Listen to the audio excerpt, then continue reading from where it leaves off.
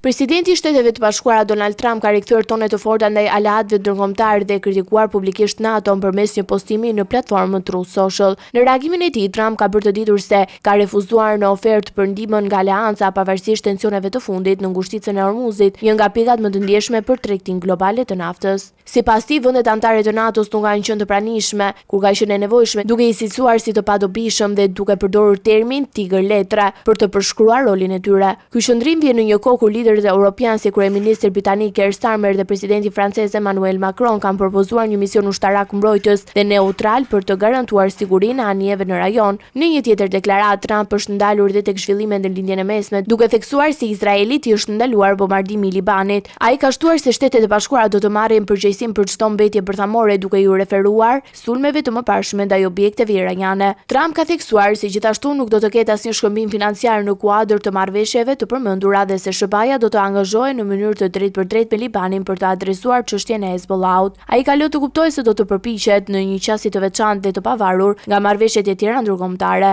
Deklarata e tij janë një pjesë e një serie të gjatë postimesh të fundit ku presidenti amerikan ka komentuar zhvillimet globale duke rritur tonet dhe duke sinjalizuar një qasje më të ashpër në politikën e jashtme të SBA-s.